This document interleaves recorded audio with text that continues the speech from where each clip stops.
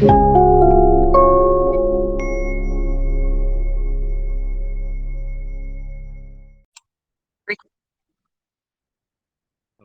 warahmatullahi wabarakatuh.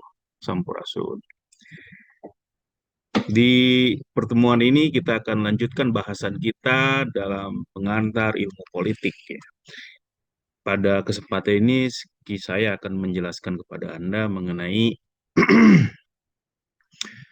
apa itu mengenai konstitusi, ya. Oke. Nah, di minggu lalu kita belajar memahami bahwa kekuasaan itu harus dibatasi, ya. Mengapa? Ini harus Anda ingat. Nah, satu prinsip penting dalam kekuasaan yang dikatakan oleh Lord Acton, power tends to corrupt, and absolute power corrupts absolutely. Bahwa kekuasaan itu punya kecenderungan menyeleweng. Itu kalau kekuasaannya biasa saja, itu sudah punya menyeleweng. Apalagi kalau kekuasaannya absolut, maka punya kecenderungan absolut pula penyelewengannya.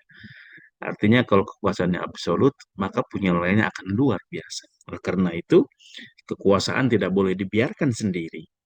Kekuasaan harus dibatasi, harus diatur. Bagaimana pengaturannya?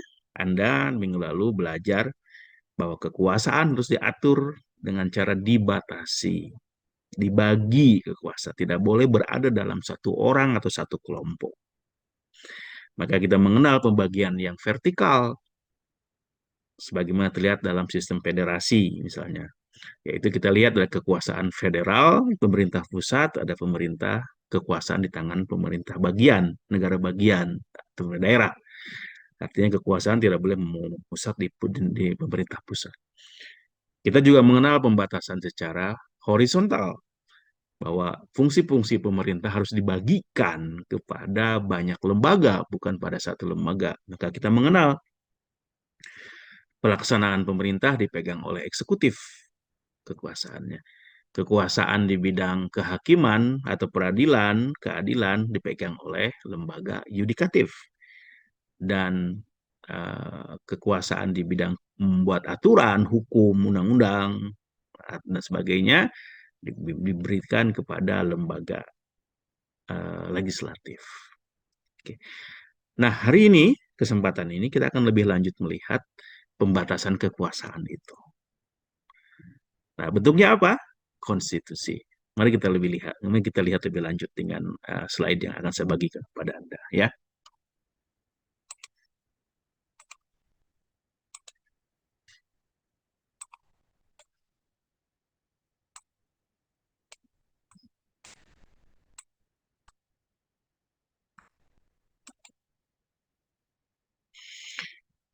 Oke. Ini pertama yang harus Anda pahami, kekuasaan dan pemegang kekuasaan harus dibatasi. Kekuasaan harus dibatasi, yang memegangnya pun harus dibatasi. Itu yang pertama. Mengapa? Supaya ada jaminan hak-hak rakyat, bahwa rakyat atau warga kita, bahwa kita memiliki hak-hak kita sebagai warga, sebagai masyarakat terjamin. Kalau kekuasaan dibatasi, maka kemungkinan, tanda petik ya, secara teori, maka mereka tidak akan sewenang-wenang. Mereka ingat pada rakyat. Oke.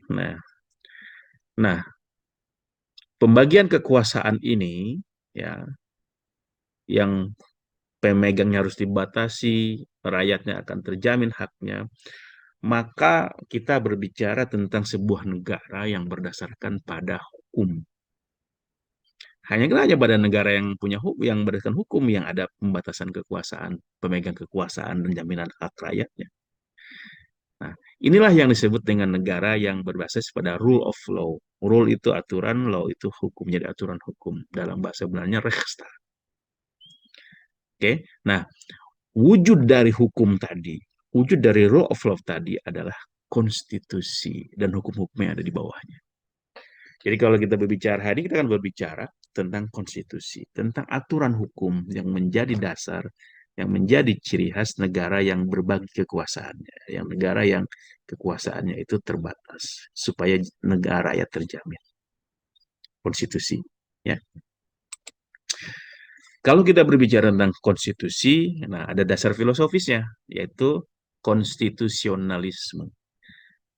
Oke, nah apa itu konstitusionalisme? Kan ada kata, berarti ini dari dua kata nih.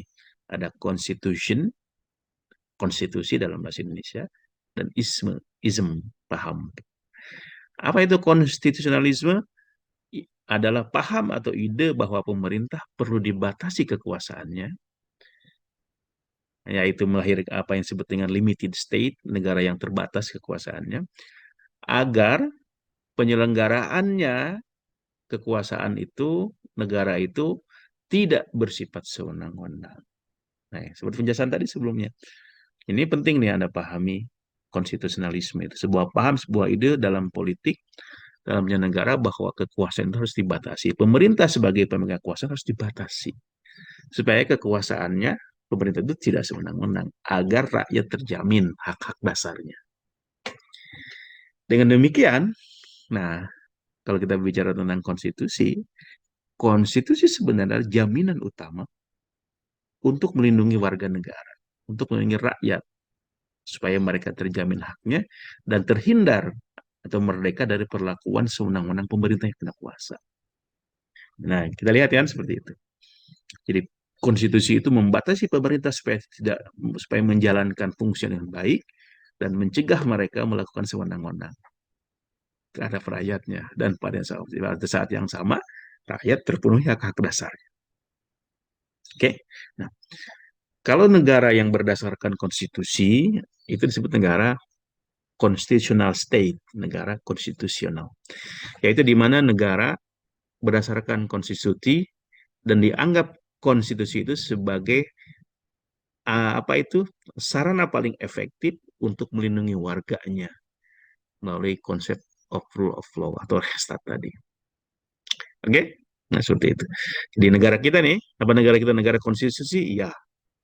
Negara kita punya konstitusi? Iya. Jadi negara kita sebenarnya negara konstitusi, constitutional state, ya. Nah, secara bangunannya seperti itu. Mari kita lebih lanjut. Kalau gitu, apa konstitusi itu? Supaya Anda tidak bingung, dalam bahasa Indonesia, konstitusi, constitution di Indonesianizing menjadi konstitusi, diterjemahkan menjadi undang-undang dasar. UUD, ya. Jadi apa itu konstitusi?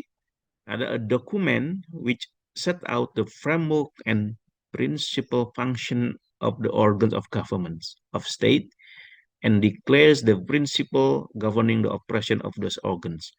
Ini definisi lama ya, dari tahun 65 dari Wade. Yang dimaksud dengan konstitusi atau undang-undang dasar adalah sebuah dokumen. Kalau dokumen tertulis dong ya. Nah, tapi nanti kita akan melihat bahwa ada konstitusi yang tidak tertulis. Jadi yang disebut dengan konstitusi adalah dokumen yang berisi tentang atau menjelaskan tentang kerangka dan fungsi-fungsi prinsipil atau fundamental tentang bagaimana organ-organ pemerintah itu, apa itu, dan bagaimana organ pemerintah itu bekerja menjalankan sebuah negara. Nah, gitu.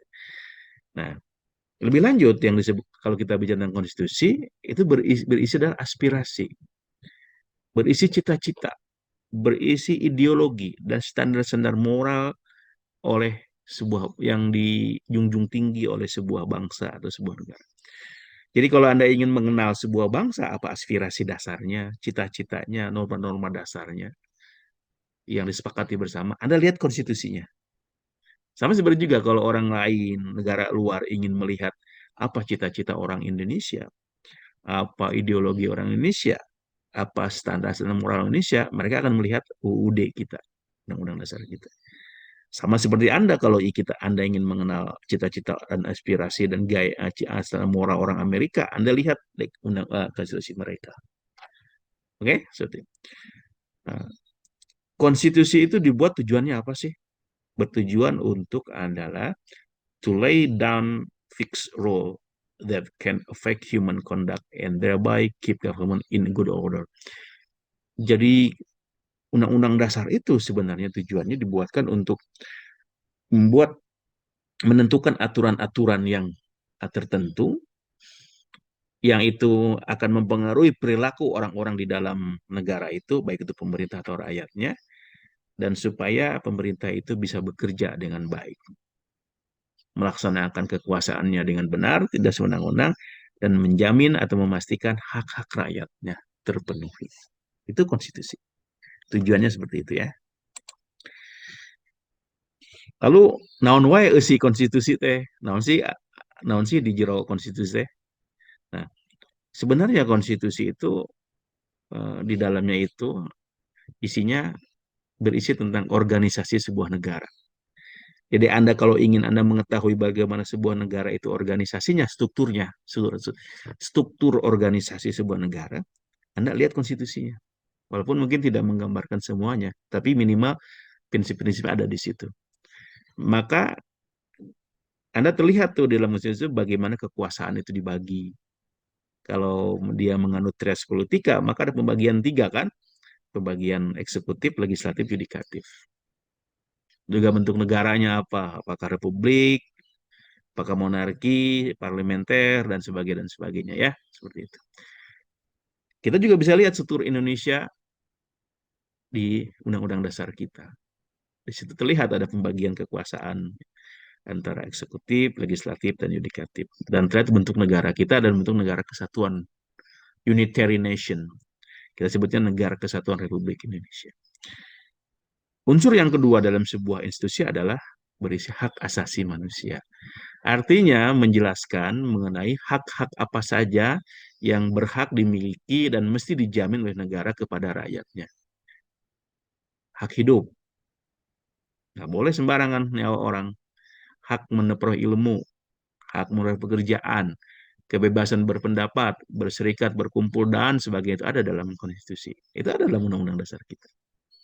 Karena itu hak dasar. Kita tuh berhak mendapatkan pendidikan, mendapatkan pekerjaan yang layak, bebas berbicara, membangun organisasi, dan sebagainya. Ya. Ketiga, di dalam konstitusi ada juga berisi juga aturan bagaimana merubah undang-undang dasar itu. Itu disebut dengan aturan amandemen. Nah, mengapa diperlukan aturan ini? Supaya tidak sembarangan orang merubah. Oke, karena mengapa? Karena undang-undang dasar itu merupakan tadi tuh hal yang fundamental, aspirasi mendasar, norma mendasar sebuah negara, maka tidak boleh sembarangan dirubah dong. Boleh dirubah, tapi ada aturannya. Ya, nanti akan bisa kita melihat bahwa ada aturannya yang ketat, ada yang longgar. Tapi intinya harus diatur perubahannya, tidak boleh sembarangan. Nah, yang keempat, di dalam konstitusi tergantung pernyataan bahwa konstitusi atau undang-undang dasar merupakan aturan tertinggi dalam sebuah negara. Jadi, kalau Anda ingin melihat hukum tertinggi dalam sebuah negara adalah konstitusi itu sendiri. Dalam negara kita juga begitu. Aturan tertinggi negara kita, hukum tertinggi negara kita adalah Undang-Undang Dasar 1945. Oke, nanti kita akan melihat terjadi banyak dinamika dan perubahan dalam Undang-Undang Dasar kita ya, semenjak kita merdeka 45 sampai sekarang ini. Oke. Nah, tadi saya nyebutkan bahwa yang namanya konstitusi itu dokumen, ya kan? Berarti dokumen itu tertulis ya. Tapi ini menariknya nih, tidak semua negara itu punya konstitusinya itu tertulis. Maksudnya ada juga yang beberapa bagian aturan-aturan yang mengatur negara itu tidak tertulis. Nah, itulah disebut dengan konvensi, convention. Konvensi apa sih? Aturan perilaku kenegaraan yang didasarkan pada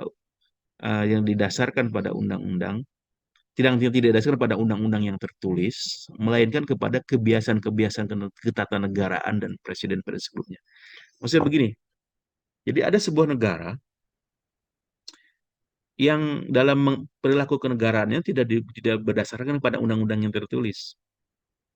Tapi pada kebiasaan-kebiasaan bagaimana yang tumbuh dalam masyarakat itu, dalam bangsa itu, dan disepakati bersama. Baik itu berasal dari masa lalu atau yang sekarang ini. Jadi mereka tuh percaya karena aturan ini sudah diakui oleh sejak dulu sampai sekarang semua sepakat, maka tidak perlu dituliskan lagi. Karena sudah saking melekatnya dalam bangsa itu. Bagaimana cara mengatur negaranya. Jadi nggak perlu lagi ditulisin. Nah, seperti kita nih, kalau kayak kita mengetahui dalam kehidupan kita sehari-hari kan ada aturan-aturan hidup yang sudah tidak perlu lagi kita baca, dituliskan karena sudah ada dalam perilaku kita sejak kecil. Ditanamkan dari orang kepada orang tua kepada kita di sekolah juga dan sebagainya sebagainya. Contoh nyatanya apa? Ya perilaku kita ketika kita berbicara dengan orang tua kan misalnya, Anda harus sopan, tidak boleh membentak orang tua dan sebagainya. Itu kan tidak tertulis tuh, ada di mana-mana misalnya tertulis kan tidak. Tapi Anda sudah dengar dari sejak kecil, oh kalau berhadapan dengan orang tua seperti itu. Dan banyak lagi contohnya ya lain. Contohnya apa di negara Inggris? Ada nggak? Nah, salah satu perilaku kenegaraan yang disepakati bersama, tapi tidak tertulis dalam konstitusi mereka, bahwa kabinet itu bertanggung jawab kepada parlemen, tidak bertanggung jawab kepada raja. Nah, kalau dalam misalnya di negara yang presidensial seperti negara kita, kabinet itu bertanggung jawab kepada presiden kan. Nah, di Inggris karena masih ada raja kan, monarki. Tapi walaupun pemerintah punya kabinet, membangun kabinet, menteri-menteri bertanggung kepada raja, tapi bertanggung kepada parlemen. Nah, karena itu sebuah kabinet akan tetap jalan kalau mendapat dukungan parlemen. Sebaliknya kalau tidak dapat dukungan dia harus bubar tuh. Maka misalnya Perdana Menteri harus membuat kabinet yang baru sama seperti sekarang tidak terjadi ya di Inggris. Sebelumnya misalnya Liz Truss tidak mendapat dukungan, maka dia hanya menjadi Perdana Menteri hanya beberapa minggu digantikan oleh Rishi Sunak yang berketurunan India.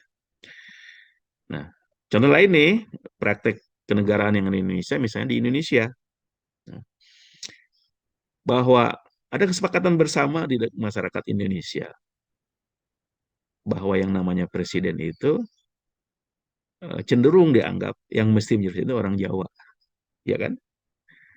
Nah, mungkin Anda tidak setuju, tapi faktanya sekarang seperti itu. Atau punya unsur Jawa, walaupun tidak murni Jawa. Nah, sampai sekarang kalau kita lihat presiden-presiden Indonesia kan orang Jawa semua, dari Soekarno, Soeharto. Nah, Habibie kecuali Habibie itu karena dia tidak dipilih tidak menjadi presiden hanya 1 tahun kurang lebih dan tidak dipilih karena dia meneruskan dari Soeharto. Kemudian dia pun tidak lagi mencalonkan diri. Bahkan tragisnya dia itu orang berjasa kepada bangsa ini bisa menangani krisis global pada 1997-98, tapi laporan jawabnya ditolak oleh MPR. Ya, oke, seperti itu. Sampai sekarang nih presidennya masih dari dan Muslim. Nah ini tidak ada dua-duanya dalam aturan konstitusi, tapi tidak tertulis sepakati bersama. Nah, penjelasannya banyak mengapa ini terjadi. Pertama, karena historical precedent, historical legalitas historis bahwa misalnya eh, bahwa Muslim ini adalah mayoritas dan mereka adalah orang yang paling banyak berkontribusi tanpa mengecilkan ya suku-suku beragama lain bahwa fakta historisnya Muslim yang paling banyak. Karena memang paling banyak Muslim di Indonesia yang memperjuangkan kemerdekaan Indonesia. Ya kan? Negara non-Muslim juga banyak terlibat. Tapi karena berbicara secara jumlah, maka Muslim lebih banyak. Nah, karena itu ada kesepakatan tidak tertulis di kalangan politisi Indonesia dan masyarakat Indonesia, maka presidennya sakudu nama Muslim. Nah, nah ini apakah ini bisa berubah nantinya? Bisa saja. Nanti mungkin 50 tahun kemudian generasi Anda, cucu Anda atau nenek Anda, saya mungkin sudah nggak ada.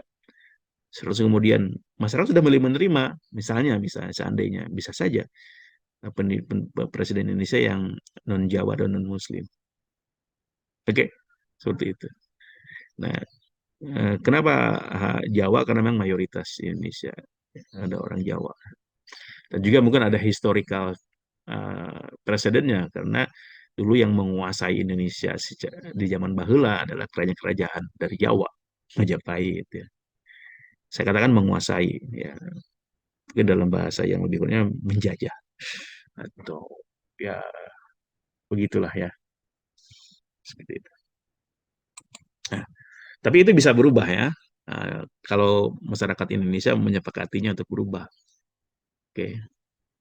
Sama seperti di Amerika misalnya. Orang yang menjadi presiden Amerika itu harus white, berarti berwarna orang putih dan Protestan, orang Protestan. Itu lama dipegang tuh, ya, dominan. Tapi terjadi kemudian ketika Kennedy menjadi ada dilanggar, tanda petik dilanggar, ketika Kennedy yang Katolik menjadi presiden. Tapi dia tidak lama juga umurnya tertembak. Dan beberapa tahun ini juga muncul yang non-white, yaitu Barack Obama. Ya, masyarakat Amerika mulai bisa menerima tuh. Tapi juga kan dia ibunya white, bapaknya yang dari Kenya kalau nggak salah. Jadi tidak murni juga black ya. Nah, itu dengan kemajuan masyarakat bisa saja ya, sesuatu yang bersifat konvensional yang dulu berpegang-puluh tahun itu bisa berubah sesuai dengan kesepakatan. Ada perkembangan masyarakat yang mulai menerima perbedaan dan oke menerima perubahan-perubahan konvensi tadi. Oke, seperti itu. Itu mungkin bisa terjadi di Indonesia juga dan negara lain pula. Nah, tadi saya sebutkan bahwa salah satu isi dari konstitusi adalah bagaimana eh, mengganti undang-undang dasar. Nah, Indonesia dalam sejarahnya sudah banyak berganti-ganti tuh, 5 kali pergantian undang-undang dasar kita. Ketika merdeka kita punya undang dasar 45, ya kan? Kemudian tahun 49 berubah menjadi undang-undang dasar Indonesia Serikat, Republik Indonesia Serikat. Kemudian setahun kemudian nggak lama berganti lagi menjadi undang-undang dasar 1950, Negara Kesatuan Republik Indonesia. Nah, kemudian berubah lagi pada tahun 1959 menjadi uh, Undang-Undang Dasar 1959. Tapi kemudian terjadi pergolakan. Nah, ini panjang ya, pergolakan sejarahnya. Maka Soekarno kemudian mengembalikan kembali kepada tahun 59 kembali kepada Undang Dasar 44, kembali kepada Undang-Undang Dasar 45 tahun 59 tadi. Nah, kemudian pada tahun 99 setelah krisis ekonomi kita masuk ke dunia masa reformasi, Undang-Undang Dasar 45 itu mengalami perubahan. Jadi Undang-Undang Dasar 45 amandemen masa reformasi. Salah satu reformasinya amandemennya adalah masa jabatan presiden. Dinyatakan bahwa masa presiden bisa seorang presiden bisa dipilih kembali pada periode berikut hanya 1 kali periode saja. Jadi intinya presiden dan masa wakil presiden hanya boleh berkuasa selama 2 periode 10 tahun aja. Sebelumnya tidak dijelaskan 1 periodenya, boleh dipilih kembali saja. Nah, akibatnya Presiden Soeharto menjadi presiden hampir 32 tahun, ya kan? Hampir 7 periode. Karena tidak jelas membatasi undang-undang, membatasi masanya dengan 1 periode, 2 periode misalnya. Ya. Nah, itu dirubah ketika masa reformasi. Karena itu menjadi kenapa ada perubahan pembatas seperti itu? Karena menjadi penyebab atau sumber timbulnya nepotisme, kolusi dan kerusakan bangsa Indonesia. Dan tadi tuh pembatasan kekuasaannya menjadi kacau. Oke, nah sekarang bagaimana cara amandemen konstitusi dilakukan? Tidak gampang. Dalam konteks Indonesia ada aturannya. Ya. Kalau sekarang misalnya diusulkan bahwa ada omong-omong ya, bahwa presiden ingin periode ketiga dan selanjutnya, itu tidak gampang. Harus diubah kalau memang mau. Itu memerlukan kerja berat. Harus MPR harus bersidang merubahnya. MPR itu ya, tertinggi. Yang hanya itu MPR yang bisa merubah undang-undang kita, amandemen kita. Dan itu memerlukan kehadirannya 2/3 dari anggota MPR. Anggota MPR itu dari anggota DPR yang sekarang dan tambah dengan anggota DPD. Kurang lebih mungkin 500-600 orang. Dan kalau ingin ada perubahan amandemen, diperlukan 2/3 hadir atau 400 orang hadir. Nah, persoalannya begitu gampang. Mungkin tidak gampang karena harus ada lobby-lobby politik dan sebagainya. Kemudian dari yang hadir menghadiri rapat itu misalnya 2/3 minimal menyepakati amandemennya. Oke. Oke, seperti itu. Sudah berapa kali Indonesia melakukan amandemen? Jadi ketika semenjak reformasi deh ya. Jadi Undang-Undang Dasar 45 itu sejak reformasi 98, sejak 99 sudah dirubah 4 kali. 4 kali amandemen. Silakan Anda cari sendiri pada bagian mana, pasal mana terjadi amandemen itu.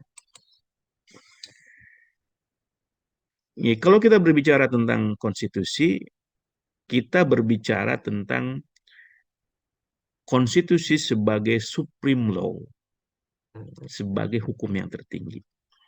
Dalam sebuah negara, hukum yang tertingginya adalah konstitusi tadi. Jadi kedudukan nih, inilah kedudukan tinggi dari konstitusi dalam susunan hukum sebuah bangsa, sebuah negara. Karena adalah uh, negara yang membagi kekuasaan sebuah negara yang hukum, yang rule of law, Rechtsstaat, maka ada hukum tertingginya, yaitu konstitusi tadi. Supreme law-nya, hukum tertingginya adalah konstitusi. Oke? Lalu hukum-hukum di bawahnya, misalnya di bawah Undang-Undang Dasar ada undang-undang, ada peraturan presiden, ada instruksi presiden, Pergub sampai ke Pemda dan sebagainya. Tapi semua harus menuju kepada konstitusi, tidak boleh bertentangan dengan Undang-Undang Dasar. Nah, di negara lain ada yang tertingginya, misalnya di Inggris, yang tertingginya itu bukan konstitusi, kan tadi itu ada konvensi tadi. Jadi, tapi parlemen, maka disebut parliamentary supremacy. Jadi atau legislative supremacy. Jadi lembaganya yang menjadi tertinggi kedudukannya, bukan hukumnya. Misalnya lembaga itu kan parlemen, karena itulah yang pembuat hukumnya. Jadi lembaganya yang tertinggi, bukan hukumnya. Dalam negara federasi seperti Amerika berlaku asas judicial supremacy dan Mahkamah Agung dianggap sebagai pengaman Undang-Undang Dasar. Di Indonesia juga sama. Ada untuk mengukur bahwa sebuah undang-undang atau sebuah peraturan atau sebuah perda dan sebagainya bertentangan atau tidak dengan hukum tertinggi yaitu konstitusi, ada yang menentukan mengadilinya, yaitu disebut dengan Mahkamah Konstitusi. Nah, kalau Anda misalnya melihat ada sebuah peraturan Pemda misalnya, Anda pikir itu bertentangan dengan Undang-Undang Dasar, Anda bisa ajukan ke MK untuk diadili, dan biasanya hukumnya final and binding, mengikat. Oke, itu. Ada berapa macam konstitusi? Nah, tadi saya sebutkan di awal, ada minimumnya dari segi apakah tertulis atau tidak tertulis. Konstitusi dibagi dua. Ada codified constitution, konstitusi yang ada dalam naskah tertulis deh, seperti Indonesia, ada Amerika. Ada yang kedua non codified constitution, konstitusi yang tidak ada naskahnya, yaitu berdasarkan tradisi dan konvensi seperti di Inggris saya sebutkan tadi. Memang maksudnya beberapa aturan dalam ketatanegaraan tidak perlu dituliskan karena sudah melekat dalam jiwa bangsa, rakyat, politisi dan sebagainya. Tidak perlu dituliskan deh, sudah ada dalam hati mereka, dalam pikiran mereka dan tingkah laku mereka. Oke, nah kalau gampangnya konvensi itu adalah rules of public morality. Jadi aturan-aturan moralitas publik sudah ada karena itu sudah melekat dalam diri mereka. Yang kedua, dari segi aspek bagaimana proses penggantian atau perubahan undang-undang. Itu bagi dua. Ada konstitusi yang fleksibel, seperti di Inggris dan New Zealand. Itu kan kalau parlemennya ingin berubah, mereka bisa berubah. Ya. Tapi ada yang rigid, kaku, bahwa amandemen undang-undang itu tidak gampang. Seperti memerlukan kehadiran 23 MPR seperti di Indonesia. Oke? Nah, seperti itu. Jadi pembagiannya seperti itu deh. Oke, saya ingin mengajak Anda kepada konteks Islam ya, karena kita ada di kampus Islam. Nah, Anda mungkin pernah mendengar kata Mitsaqul Al-Madinah, Mitsaq Al-Madinah, Mitsaqul Madinah, atau istilah lain sekarang disebut Dusturul Al-Madinah atau Sahifatul Madinah. Nah, di bahasa Indonesia saya sebutkan Piagam Madinah, Konstitusi Madinah. Di bahasa Inggris Konstitusi of Madinah ya. Nah, Konstitusi Madinah ini menarik nih. Ada yang menganggap bahwa itulah konstitusi tertua di dunia. Nah, ini penting. Bagaimana penjelasannya? Anda harus membaca sejarah Islam. Ya, Anda baca. Nah. Jadi tak lama setelah Nabi berhijrah ke Madinah dari Mekah, itu terjadi pada 622 atau 623 Hijriah.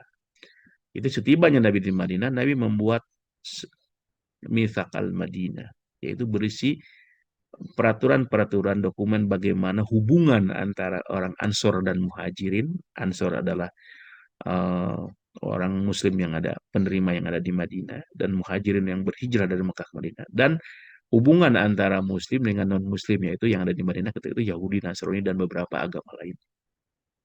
Dan diatur. Ada dalam Mitsaq al-Madinah tadi. Ya, oke? Okay? Nah, jadi beberapa ahli mengatakan inilah konstitusi tertua di dunia. Bagaimana sebuah masyarakat diatur oleh sebuah aturan yang tertulis. Oke. Okay? Nah, ini harus Anda pahami dengan baik. Mungkin nanti kita perlu sesi khusus untuk bisa mengerti tentang ini. Supaya Anda mengerti apa isi Mitsaq Madinah. Nah, ini gambarannya Mitsaq Madinah ini. Ini ada terjemahan Inggrisnya ya. Nah, ini diduga ya. Ini diduga ini adalah teks berbahasa Arabnya. Ya, walaupun sekatanya diinformasikan bahwa yang benar-benar teks aslinya pada zaman nabinya itu tidak ditemukan. Mungkin adalah kopi dari teks asli zaman Nabi ditemukan, walaupun ini dalam mungkin sangat lama juga ditemukan. Tapi yang persis diyakini yang berasal pada masa Nabi yang dituliskan untuk berdasarkan perintah Nabi itu sampai sekarang tidak bisa diyakini ada. Yang ada adalah kopi atau kopian dari perjanjian Madinah yang ditulis pada zaman Nabi. Ya. Nah, Nasina, misal Madinah itu. Nah, ini saya akan sebutkan kepada Anda saat beberapa aja. Nah, ini adalah kata pertama atau kalimat pertama yang isinya misal Madinah. Hadza kitabun min Muhammad bainal muslimin wa bainal mu'minin wal muslimin min Quraisy wa ahli Yathrib wa man tabi'ahum falahiqu bihim wa jahada ma'hum innahum ummatu wahidah min dunin nas. Oke. Nah, ini kalimat pertama. Jadi, inilah dokumen dari Muhammad yang berisi perjanjian antara orang mukmin dan orang muslim dari Quraisy dan penduduk Madinah dan orang yang mengikuti mereka dan berhijrah dengan mereka dan berjaya dengan mereka, sesungguhnya mereka adalah ummah wahidah, satu umat. Nah ini kita lihat nih ya, dalam upaya mengikat persatuan, menciptakan persatuan di kalangan Madinah antara kaum muslim baik yang berasal dari Mekah dan di dalam Madinah, dan nanti mereka kan Nabi katakan ummah wahidah, satu umat. Nanti juga disebutkan di belakangnya persatuan juga dibangun dengan non-Muslim yang ada di Mekah Madinah ketika itu orang yang Yahudi dan suku beragama lainnya. Jadi kita bisa lihat di sini isinya Mitsaq Madinah itu adalah persatuan.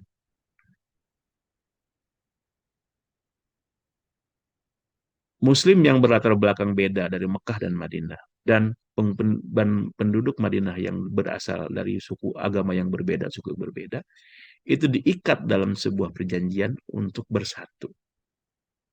Di kalangan Madinah sendiri, yang Muslim itu selalu bertengkar, ada dua suku, Aus dan Khazraj. Nah, dengan perjanjian ini Nabi sedang mengikat persatuan. Terlepas dari latar belakang etnik mereka, kota mereka, agama mereka, semua adalah ummah wahidah. Satu bangsa, satu umat. Nah, oke, ini luar biasa kan ya. Jadi Nabi itu adalah tokoh besar pemersatu. Terlepas dari agamanya, terlepas dari etniknya. Diikat dalam sebuah, sebut katakanlah, tanda petik ya, negara Madinah. Walaupun tidak kata negara tadi tidak persis negara yang seperti kita pahami seperti modern ini. Oke? Okay? Kesimpulannya apa? Yang disebut dengan konstitusi adalah rule of law, intinya itu, aturan hukum. Jadi negara yang berkonstitusi adalah negara yang berdasarkan hukum. Nah, negara kita adalah seperti itu. Bukan berdasarkan kekuasaan atau kehayang seseorang, kemauan presiden, kemauan raja, nggak boleh. Tapi yang menjadi tertinggi, aturan tertinggi adalah hukum. Dan hukum tertingginya adalah konstitusi tadi. Yang kedua, Kalau kita bicara tentang konstitusi adalah pembatasan kekuasaan. Pemerintah dibatasi kekuasaannya, legislatif dibatasi kekuasaannya, yudikatif kekuasaannya. Supaya apa? Mereka tidak sewenang-wenang. Yang ketiga, jaminan hak rakyat. Nah, dengan konstitusi, kita sebagai warga negara, sebagai warga terjamin hak dasar kita. Ya, tidak boleh dilanggar oleh siapapun, termasuk oleh pemerintah. Oke?